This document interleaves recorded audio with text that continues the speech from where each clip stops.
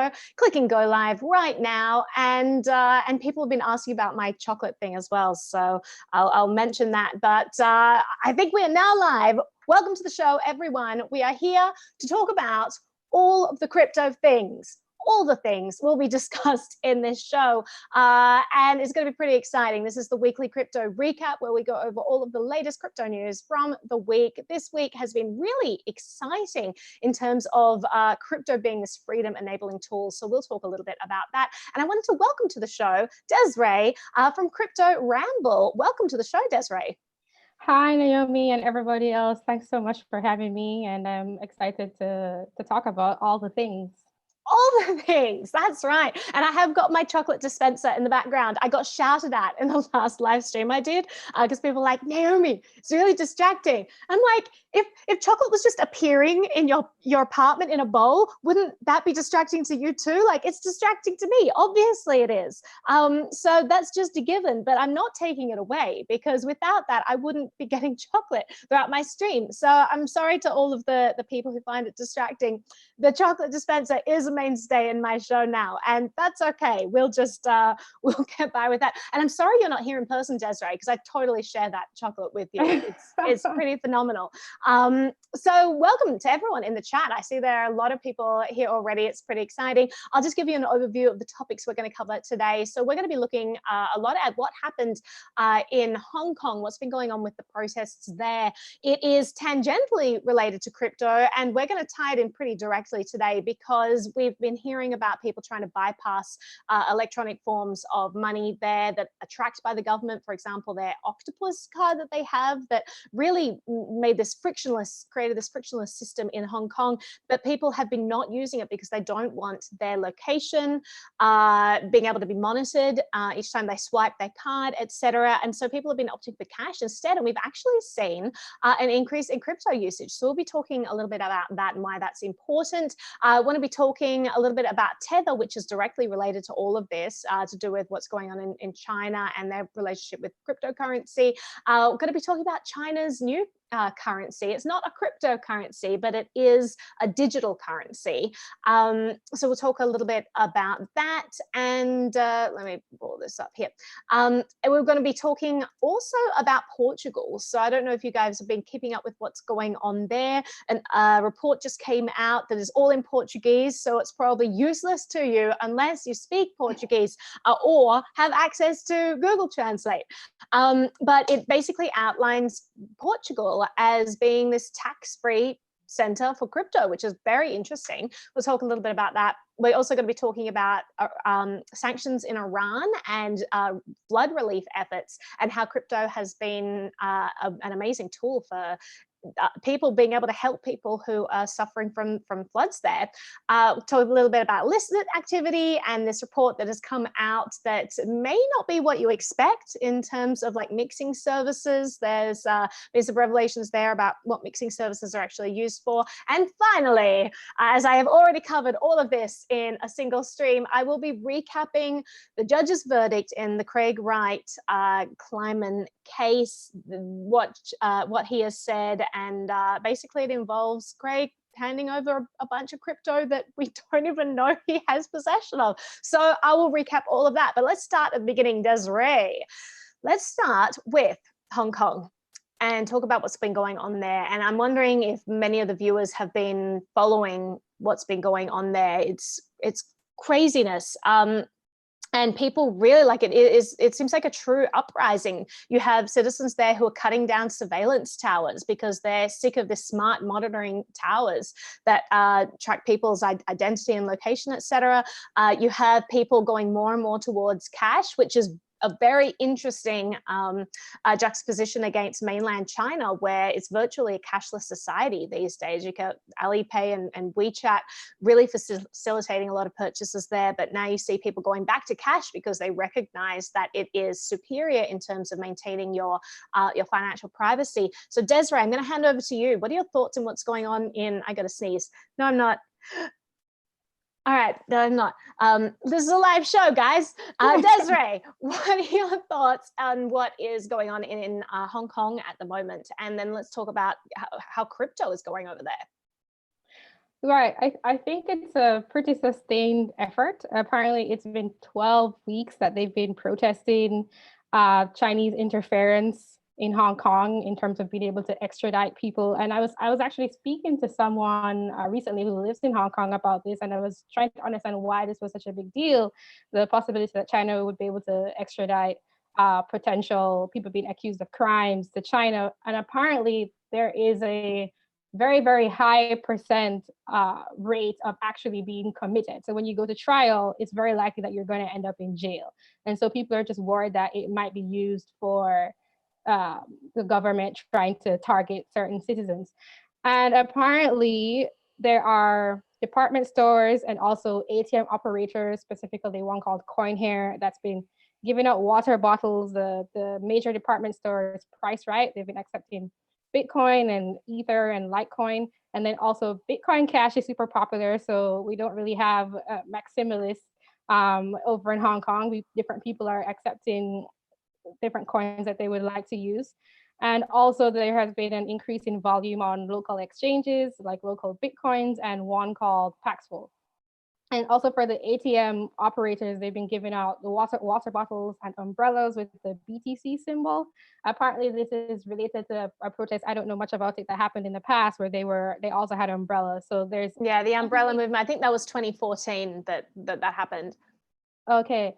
So there definitely seems to be a culture of being around crypto, and something that you just mentioned was cash. People seem to be withdrawing cash in US dollars as a form of protest as well. So there's a lot happening over there, and the technology is not available that is crypto to be used as a form of protest, and it's good to see people using technology in this way.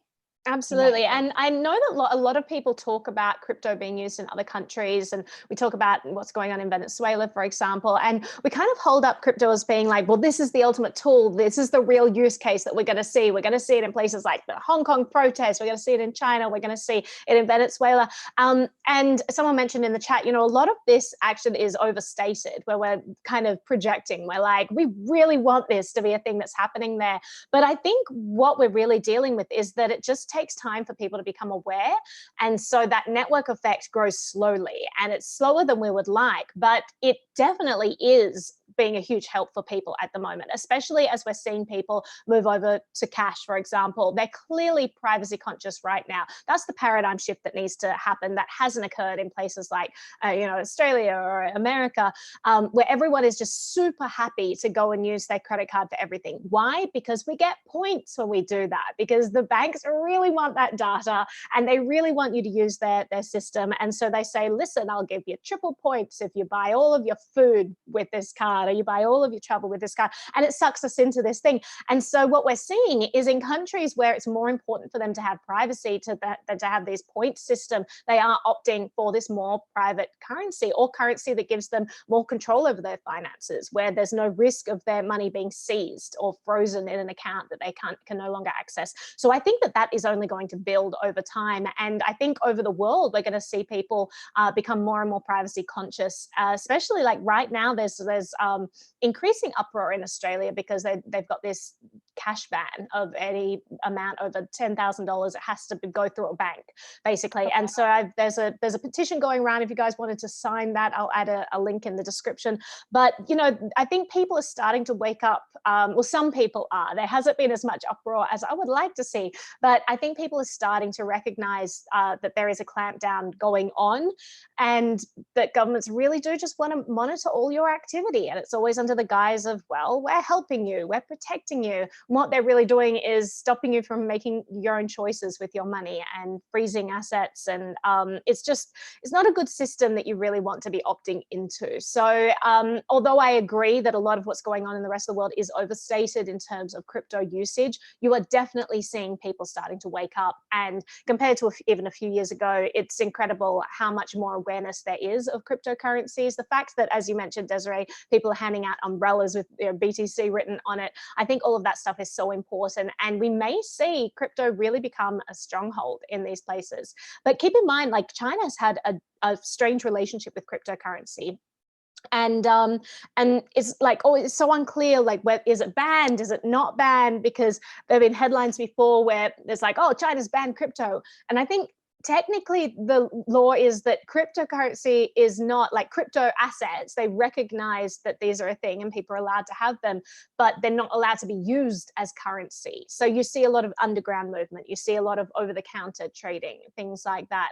So that is interesting, and obviously it's going to be difficult to monitor just how many people are using crypto, because in a place where it's banned as currency, they're not going to be putting up neon signs saying, hello government, I'm using crypto accepted here.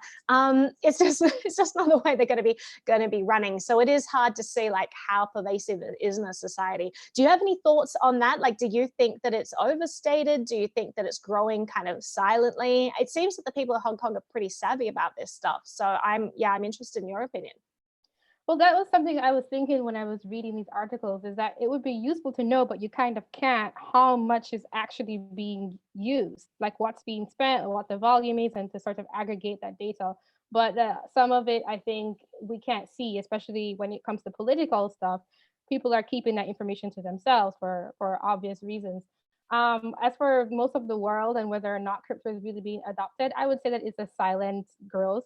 And I think that's the way it's supposed to go. Like this, that is, I'm excited to see it moving slowly but surely. And it's, as a use case pops up, then people will turn to it at that moment in time. But you can't really tell people, hey, just use this now, because it has to become so that they value the use of it more so than their convenience, as you say. So when these incidents arise with governments, say, trying to limit how much, basically control what people can do with their own money that they've earned for themselves, when that happens, then people will turn to crypto. So I think it's a silent wave occurring, and I expect it to continue to grow like a network more so than anything else. Absolutely. And so let's talk, continuing on that vein, talk a little bit about Tether at the moment. So Tether has been embroiled in controversy. We hear about it all the time. You've got this big court case going down. The New York Attorney General is going after Bitfinex and Tether. There was like a loan made between them. And so there's this ongoing case. And Tether has always been like kind of this controversial asset, especially when they changed their terms of service, I think at the start of this year or the end of last year, where they said that they're no longer backing things one-to-one, they're going to be using, backed by debt instruments and things like that as well. So everyone was kind of like, oh, and yet you didn't see a shift in like the pricing. It didn't lose its peg. It's been pretty stable, and we've actually seen volume increased in Tether usage. And I think that we can look to what's going on in China for an explanation of that, because right now, as we mentioned, China has this strange relationship with cryptocurrency.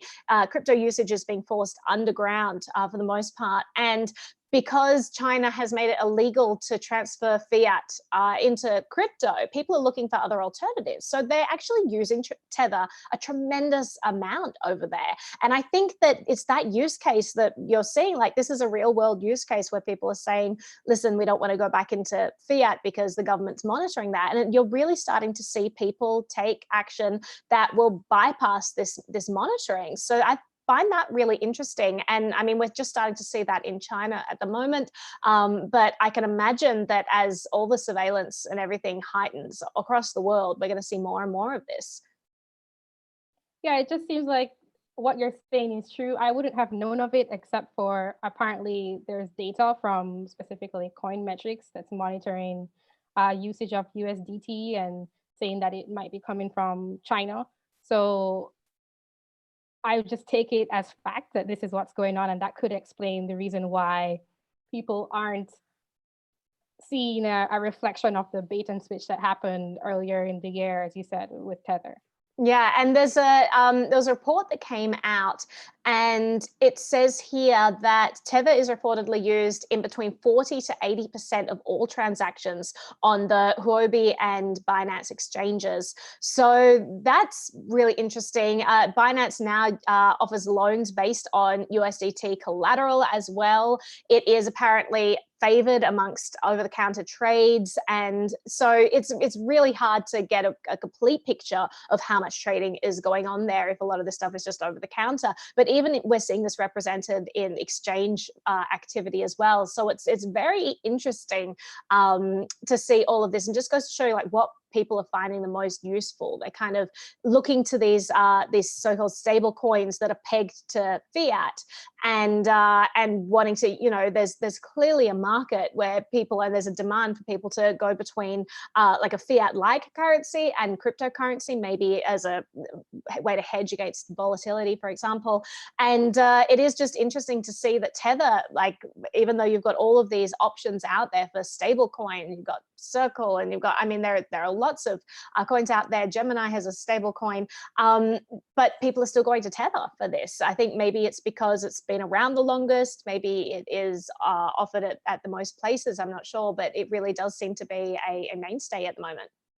I think it has to do with just the name brand and that kind of recognition. I remember trying to do some research on stablecoins, and it didn't really seem like any of them, in my opinion, were the best choice, because you just couldn't trust the organization behind them. So when Tether, I remember that people were very angry when they found out that Tether didn't have the one-to-one ratio of the reserves. Sure.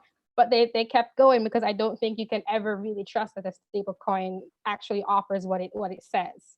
So I think it's more that people know of it and it's talked about a lot, and there are significant, like, high-ranking organizations that recommend it. Yeah, and there's this quote, there was a CoinDesk article about Tether's usage in China, and it's interesting. There was a Chinese investor who talked on the condition that they remain anonymous, but they said to CoinDesk that Tether has really good liquidity in China. One of the primary use cases is as a fiat on-ramp and off-ramp for crypto trading. And also people are using it for actual, you know, legitimate business use cases like cross-border trading, for example. So that is interesting, and obviously what you'd expect Tether to be used for. And it goes to show, I mean, when you're talking about governments banning things, like, for example, you know, China's starting to clamp down even harder on crypto usage. They already banned it as currency, but now they're obviously going after WeChat. They're going after all of these digital, like Alipay, for example. We'll talk a little bit about their competitor to Alipay that is coming out in a second. But it goes to show you that when they start clamping down on things, I mean, you look at the history of prohibition ever in any government trying it, and usually it doesn't work. It just forces people into dark markets, to more free markets. And so what you're seeing at the moment, like the history of prohibition in America, for example, definitely didn't get rid of drinking, but what it did do was create this whole underground culture of commerce and alcohol trade, right? And so what we're seeing at the moment is people being pushed further and further into activity that can't be monitored. People are going to cash, people are going to crypto, people are using Tether for on-ramps and off-ramps as soon as the government bans, you know, going in and out of crypto, but in between crypto and fiat. So it is very interesting and also very gratifying to see cryptocurrency being now used, and use cryptocurrency loosely in the case of Tether. Obviously, it's just a digital currency, not a cryptocurrency. But that whole world of digital currencies and the ability to change between cryptocurrencies and digital currencies super easily, I think it really is gratifying to see that, and see that as an option for people. And that's really what it was created for, to give people options so that they weren't forced into this government money that was being debased, devalued, inflated away. You know, banks were being bailed out with our taxpayer money. All of these things, we really wanted to find an alternative system. We've now got one, and people are starting to use it as an alternative. That's pretty exciting. I agree. It's extremely exciting. Absolutely. So let's talk a little bit about China's new digital currency. Again, not a cryptocurrency. It is a digital currency that is going to be pegged. So let's talk you through a little bit about what this is. So there's a report. It was issued the day before yesterday, and the People's Bank of China. It was a report from Binance where they kind of go through everything that they know about this. So the People's Bank of China's central bank digital currency. Apparently, it's going to be backed 1-to-1 with renminbi fiat, and obviously the yuan is the main denomination in that, and it will have this interesting two-tiered structure. They're kind of presenting this as being like good for businesses and all this, but really I think that what the impetus behind them wanting to release this currency is trying to take some of the market share away from things like Alipay. So as we mentioned, most transactions in China are done digitally, and cash is like really almost a cashless society there. Everything is done on their mobile apps. And when you have private companies, I mean, I use the word private very loosely here when talking in China because there's so much control exerted over them, and over a lot of the world actually. But really, I mean, it makes sense that the government would want to offer like a government coin, as opposed to people going and using something like Alipay. They seem to be looking to just do all of this internally. And so they're creating this new, bless you. They're creating this new digital currency that I think is just there so that people won't necessarily be going to Alipay for everything. Have you looked into, did you read through the Binance research that came out about this, where they kind of give us this first look about this digital currency?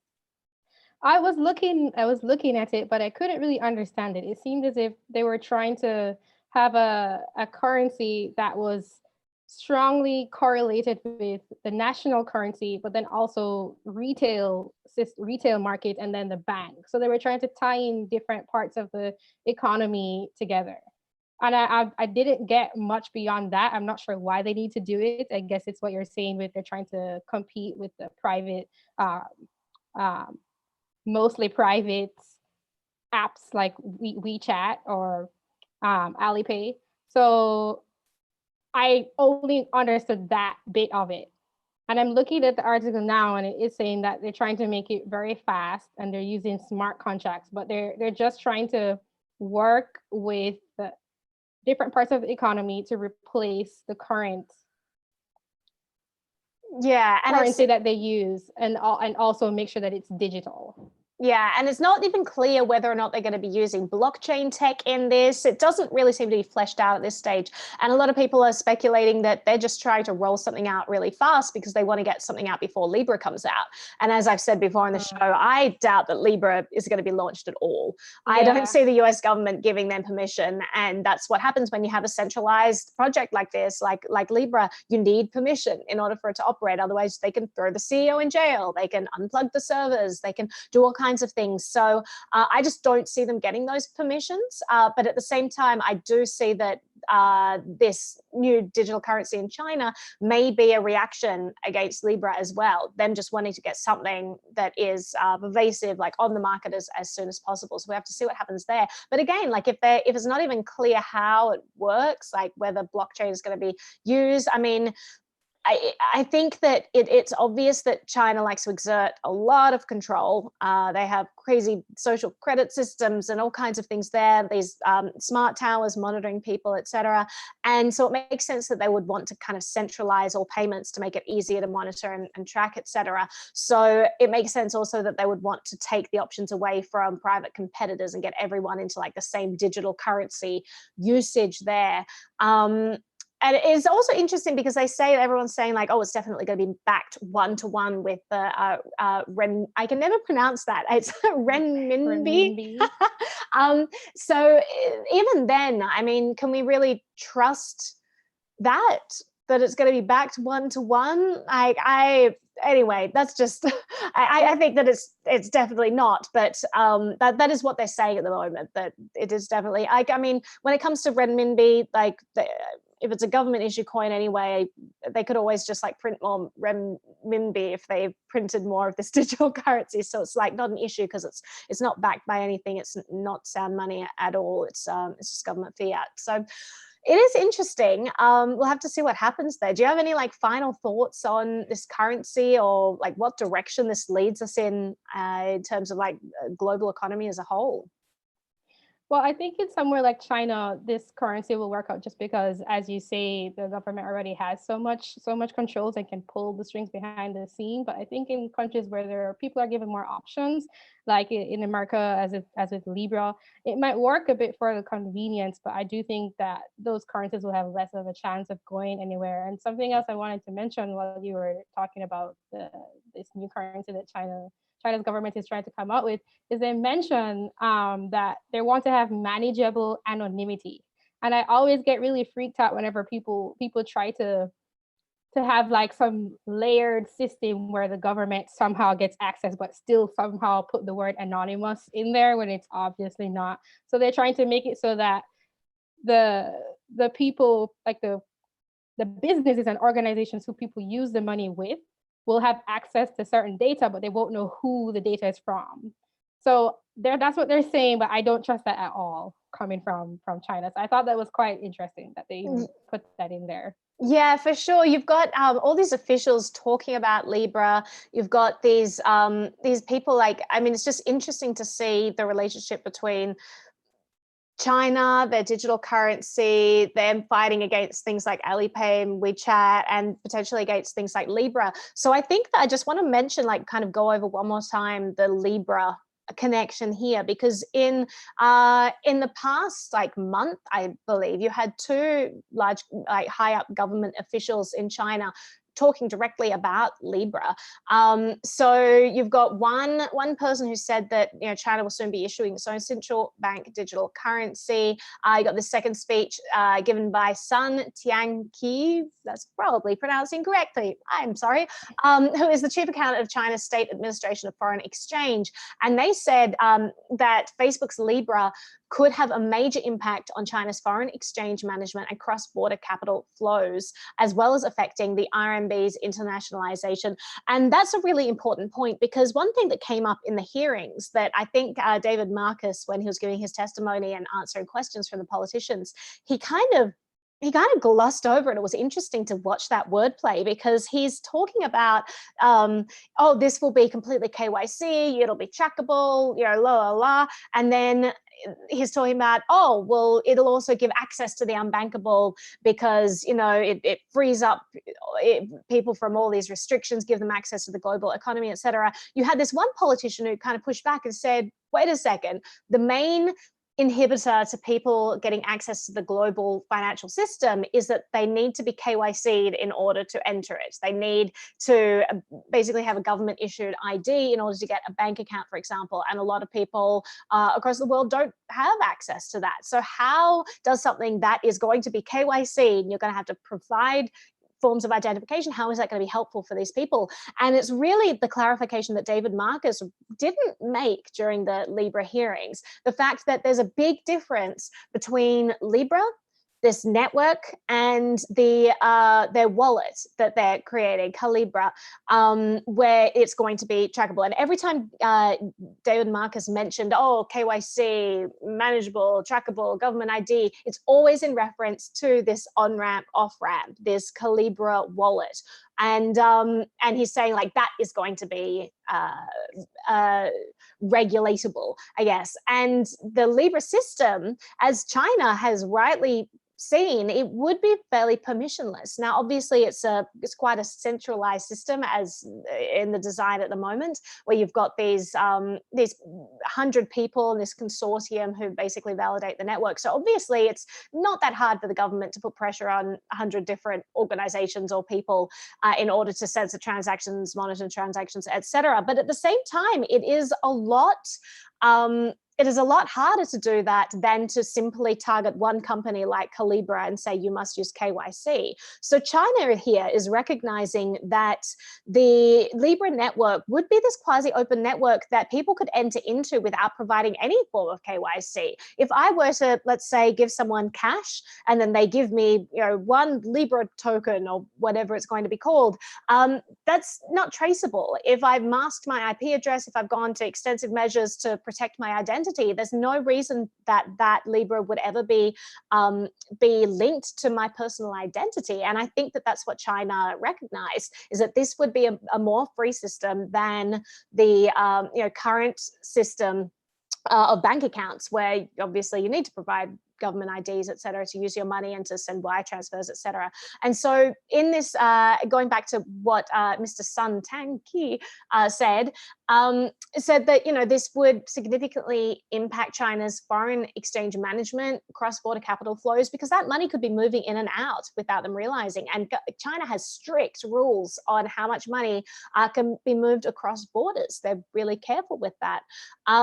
And so it's just really interesting that they are seeing Libra as this threat and saying, okay, so if people are after a digital currency, we'll create one, but we'll make sure that it's fully monitorable, it's fully tracked, etc. So that's really what we're going for, what we're looking at the moment. And I think different governments are looking into creating their own digital systems that can be monitored and tracked, because if that's what the market's demanding right now, they want to provide one that they can still control.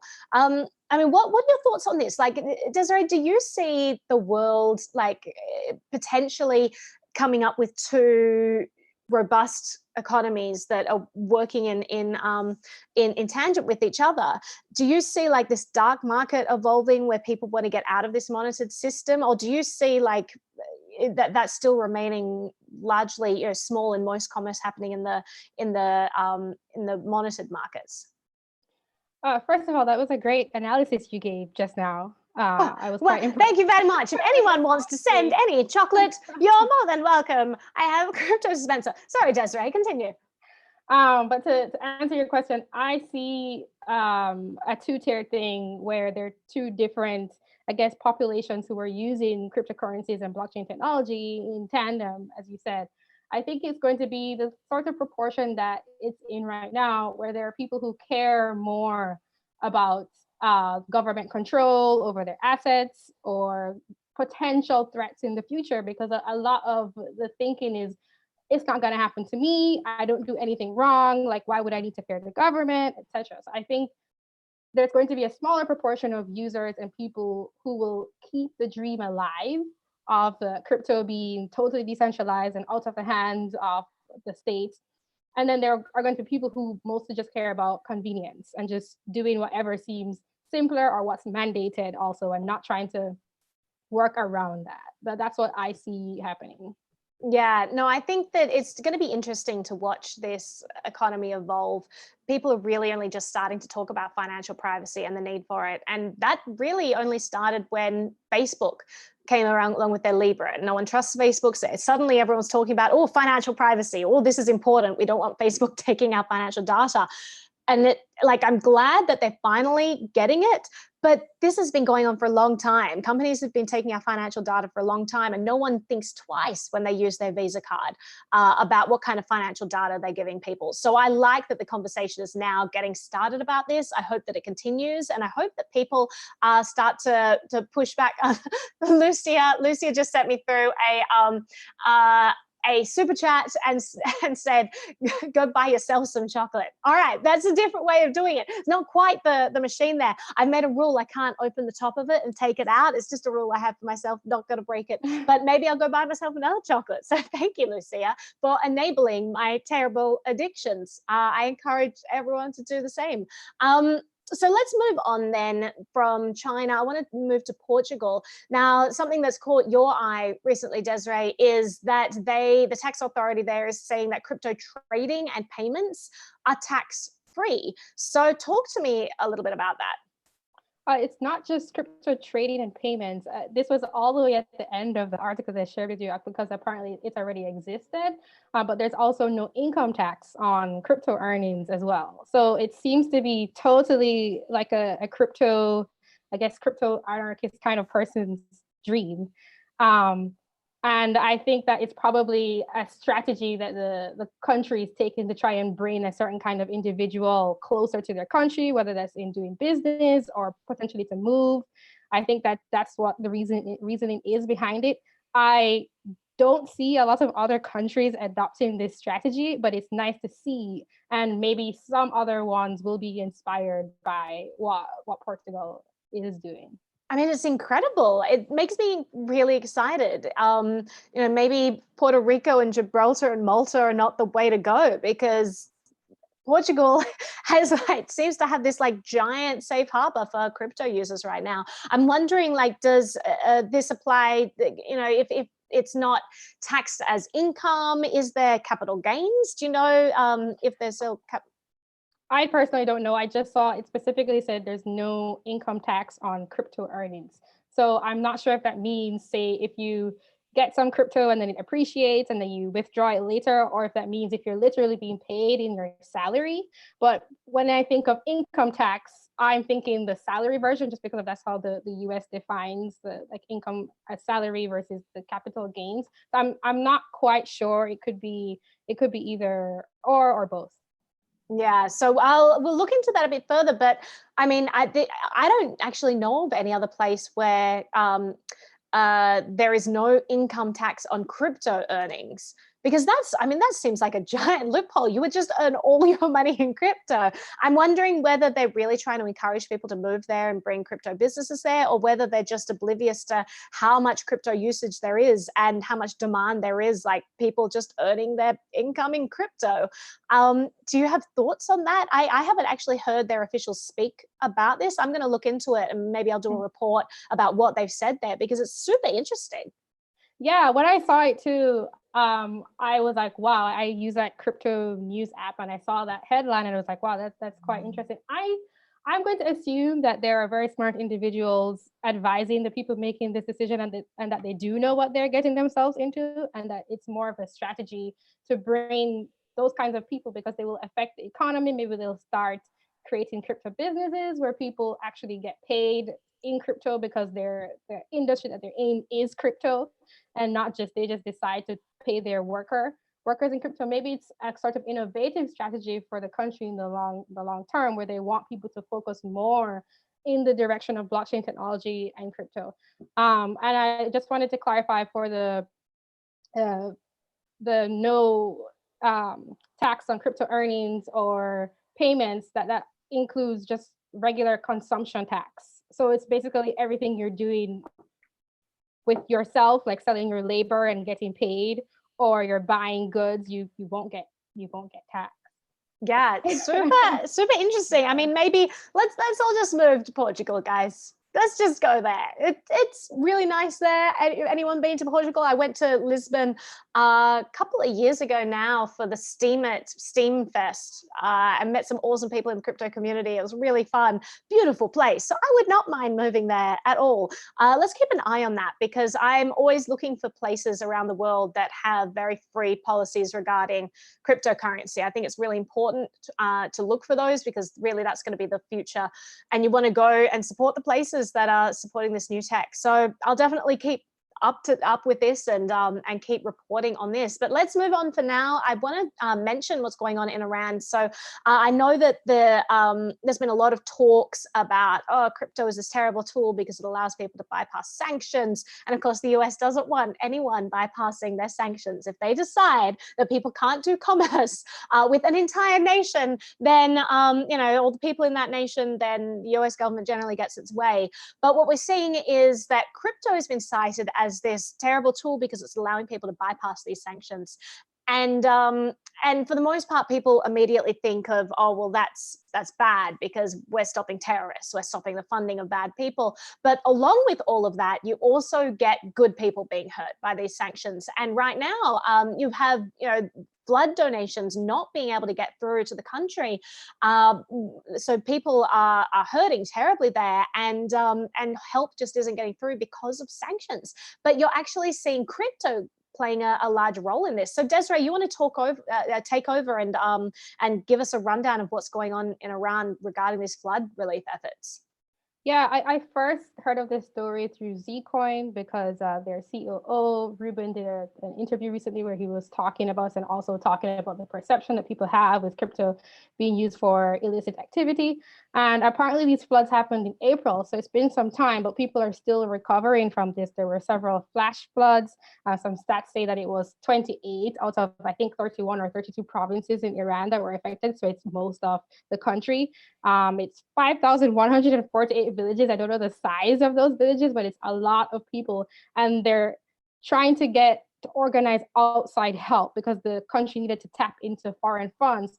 And it's actually cryptocurrency enthusiasts within Iran that are making everything happen. And they're looking for stuff like tents, blankets, drinking water, appliances, and healthy food. So it's actually very small donations, and something that I thought was interesting when I saw this Zcoin take on this was that when people talk about crypto being used for illicit activities, that's usually in very, very large amounts. That's very different from people person to person sending small donations across borders.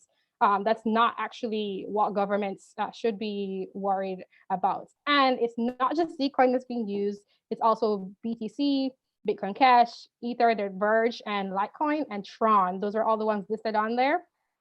I think interesting selection of coins there. I think it must come from the people who are organizing it. It just said Iran-based crypto enthusiasts. And I think something else to consider is that crypto and privacy coins in particular allow people to bypass the social nature of giving.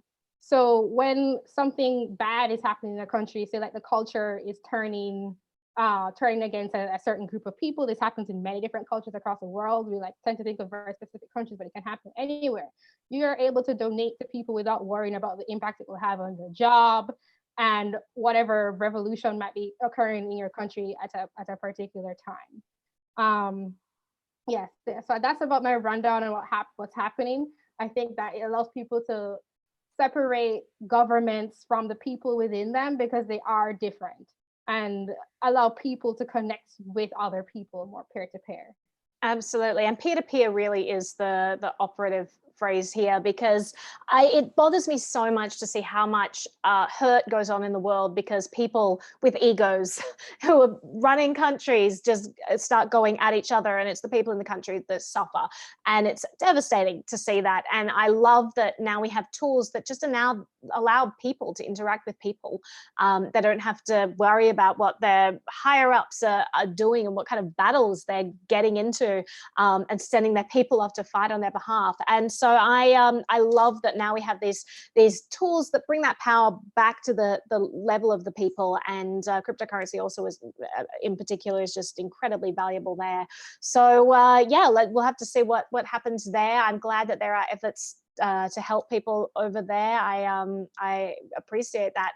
One thing I want to talk about, I know that we mentioned earlier in the show, kind of this idea that governments see crypto as being this illicit tool, and that when we talk about coin mixing, people are like, well, why do you want your coins to be private?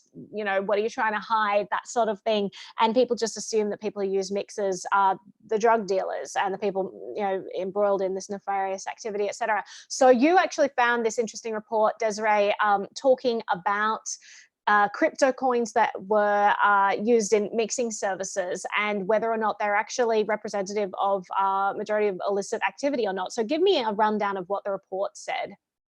Yeah, this actually echoes the report that I mentioned the last time I was on your show that was done by another company, Mosaic. And this one was done by Chainalysis. And it's just saying that for cryptocurrency mixers, so this is not within the coin itself, like not privacy focused coins, but non-privacy focused coins, like say Bitcoin, although some people could argue that it is kind of privacy focused, and where people send their coins into tumblers to anonymize or mostly anonymize their transaction history information.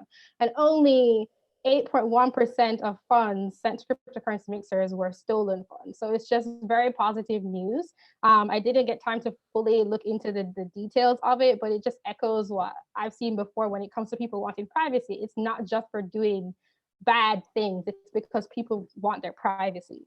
And this is coming from Chainalysis, which is a company that is specifically looking to work with governments and organizations to track what's happening.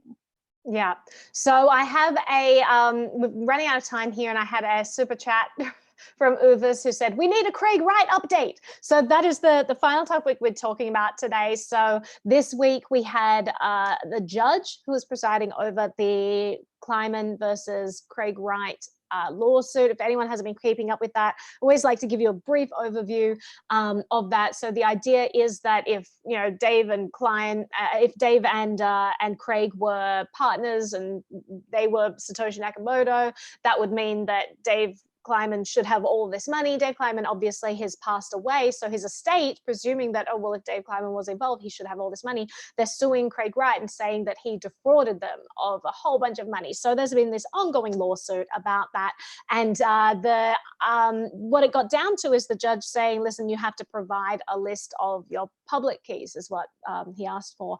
And Craig went through all this rigmarole to say, well, no, I can't do that. It's not possible. Oh, no, I've lost them. Oh, no, I don't have access to them because they're in a blind trust. All of these things. So then the court, they had these 3 days, this hearing to see if Craig was actually in contempt of court because he didn't provide the addresses.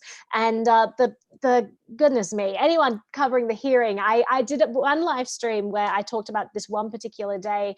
You should watch that if nothing else, because the amount of forged documents that were presented in court was astounding. You even had the creator of BitMessage who was on the stand, and they were saying, like, Craig seems to have presented these documents that say that he sent this bit message between him and David on this particular date.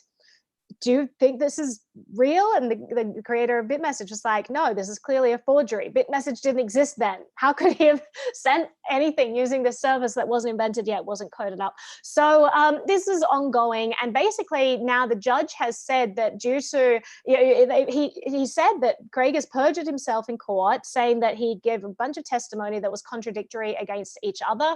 Like all these statements where he said one thing, but then he said another thing. At one stage, he said that he was 100% owner of this particular company in question. Then he said that Dave was 100% owner of this company. Then he said that, Dave and Craig had 50% each. Then he said he has no idea who the owner of this company is because it's, it's all blind. And then he presented this information that said, listen, you shouldn't have jurisdiction over this court case because of these two members of this company who live overseas. And he referred to someone who lived in Vietnam, and he referred to his ex-wife. Now, all of these things are completely contradictory. You can't say you don't know who the owners of this company is and then cite two people with forged BitMessage documents, evidence at court, and say that's the reason why, this case should be dismissed. So this has been ongoing. But this week, the court released a document. They start off by saying two preliminary points. First, the court is not required to decide and does not decide whether defendant Dr. Craig Wright is Satoshi Nakamoto, the inventor of the Bitcoin cyber currency. The court also is not required to decide and does not decide how much Bitcoin, if any, Dr. Wright controls today. For purposes of this proceeding, the court accepts Dr. Wright's representation that he controlled directly or indirectly some Bitcoin on December 31st, 2013, and that he continues to control some today. So the outcome of this is basically that half of Craig's assets at the time at December 31st, 2013, half of whatever he owned then apparently now has to go to the Kleiman estate. And there has been also some confusion about whether it's like coins that he mined during a particular period or whether it's everything he had at the point in time of December 31st, 2013. I'm not clear on that myself, and not clear exactly how they're going to decide how much is owed, seeing as in this document it says that they're not making any presumptions about how much Bitcoin he has control over. But he has to hand over half of his Bitcoin that he had at this time, and he also has to hand over half of his IP that he had at this time, which I believe was just one patent. And I'm not quite sure about that, and I don't even understand why he's got these patents involved with Bitcoin when Bitcoin itself was, released in this this MIT open source license. But anyway, that's where we are at the moment. The judge was not impressed. Said some things against Craig Wright. You should read through all of those. And Craig, it is not looking good for him. Obviously, I think there'll be appeals, etc., about this. But that is where we are at the moment. Desiree, I don't know if you have been following all of this controversy, or you've been keeping up with this or interested in this. It's this giant soap opera. What is your take on the whole thing? I've only really been following it through Twitter. So I understood that everybody was mad that Craig Wright was claiming that he was Satoshi Nakamoto, and also arguing a lot with people. He really seems to love getting into these arguments. And for me, I just wonder, what is the reasoning behind him doing all of this? Like, why are you going to court to lie? Why did you even start this whole saga? I don't know. So that's quite interesting to me, the psychology of it. And I don't care enough to go like try to figure out Craig Wright's background or anything like that. But that's mostly my interest in it, is why is he doing this? I just, it doesn't make sense. Why are you falsifying documents? Why are you saying this? Like, what is the deeper reason? It seems so crazy. Well, he's playing 45-dimensional chess, Desiree. Don't you know? He's a very smart man. God.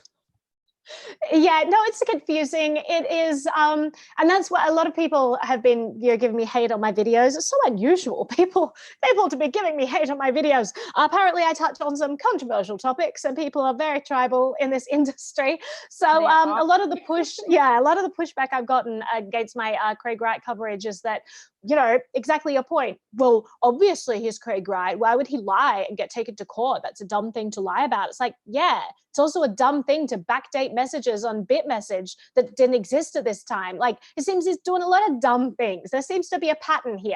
Here's a man who seems to do a lot of dumb things. And maybe that's just what we're dealing with here. Like, obviously, Craig was this figure that no one had really heard of. What was interesting in the testimony when they were the day that they interviewed that they had the BitMessage CEO on stand, it also came out that the BitMessage CEO had actually been in contact with Craig, I think in 2014.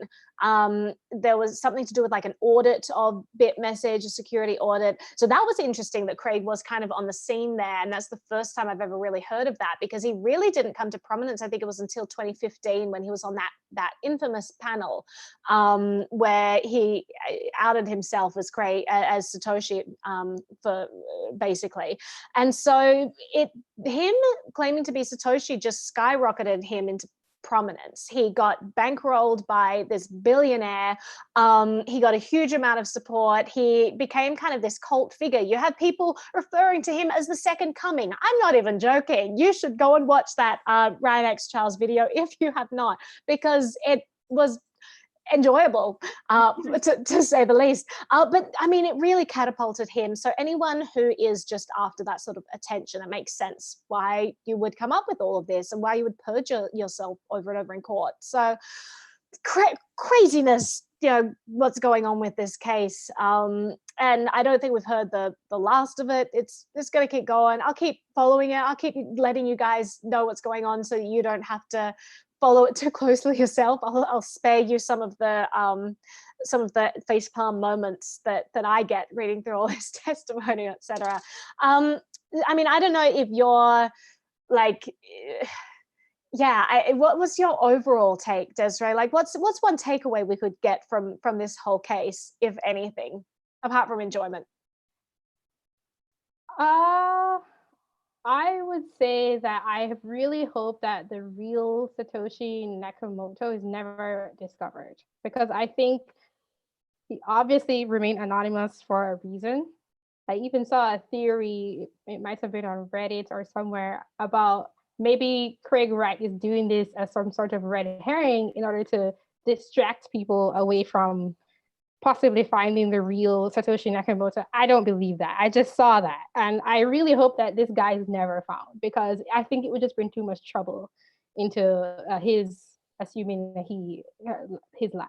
Well, at this stage, I mean, there have been so many outs of Satoshi where there's like this guy who's in prison, and there's Craig, and there's all these other people. Nick Szabo for a while, everyone was looking at. Everyone looks at Hal Finney, obviously, even Gavin Andresen, people eyeing others. So I think that even if someone does get outed, there's so much noise there. Now you've got Dorian Nakamoto, where you had an entire Newsweek article saying like, well, it's obvious this is Satoshi Nakamoto because of all of this evidence, and then it just all gets debunked. So I think there's enough noise there that if someone does come out and say, well, it's revealed, Desiree of Crypto Ramble was Satoshi this whole time. You know, even if it's true, there's too much noise and people would be like, oh, you know, just another out story that doesn't make any sense. So I'm with you 100%. I don't think that people should be digging into this. It's we should respect their privacy. That's why I've never really done a like, who is Satoshi Nakamoto story.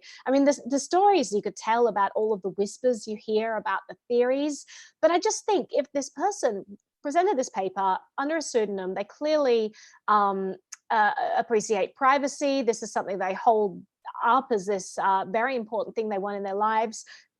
Respect that. That's why you shouldn't dox people on Twitter. That's why you shouldn't dox people ever. It's not a cool thing to do. We should just stop. Like, you know, I think that we could call out people who are providing fraudulent evidence in court and say, maybe this is a person you should not trust because they're clearly lying even when under oath. So things like that I think are important to let the community know about, but give people their privacy otherwise. And if they don't want to reveal themselves, then that's fine.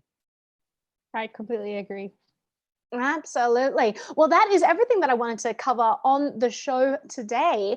A lot of things going on with regards to giving people back their freedom, and so government tyranny creeping in and surveillance. I actually just did a show on Crypto Lark's channel yesterday. I might post it on my channel. We'll see. But we talked about that for the entire show, about privacy and about increased surveillance around the world and cryptocurrency's role in that. But I think that the articles from today just bring home a lot of these points about why cryptocurrency is so important. So yeah, thank you to all the innovators out there who are creating this amazing tech and pushing that forward and giving us back more control over our lives. And Desiree has a book on privacy coins as well. If you guys wanted to check that out, I'll put a link in my description as well. Where can people go to find you, Desiree, if they want to follow your stuff? Yeah, I would really invite people to come and find me on YouTube. The channel is called Crypto Ramble, just like it sounds, 2 words. And I talk about crypto and mostly privacy. I talk about privacy a lot. And also on Twitter, the handle is Crypto Ramble, 1 word. I'd love to have some new people interested in what I have to say. Absolutely. So I'll put all those links in the description of my video in the next hour, so you can check that out. You know, thank you guys so much for being here and spending your Friday afternoon or Saturday morning, wherever you are in the world, with us here chatting about crypto. It is my favorite part of the week, just hanging out and talking crypto, letting you guys know what's been going on in the space. So I will let you all go. Have a wonderful weekend. A huge thank you to the people who send me super chats. I really appreciate that. I believe it was Uvers and Lucia who did that. So huge thank you to you guys. Love you guys. I also, I have a couple of shout outs from Minds.com, people who sent me Minds tokens there, but I'm meant to do them at the start of the show, so maybe I'll do them at the start of my next show. But there we've got Nullis Maximus who writes a lot there. Check out his stuff on there, but I'll give him a proper shout out next of my start of my next episode. No one sent me chocolate today, so this is a step towards my recovery. Maybe I'll go to the gym or something. It's gonna be much better for my health. I'm not even sad. I'm not gonna be staring at that for the rest of the day, crying at all. That's definitely not how my day is gonna go. It might.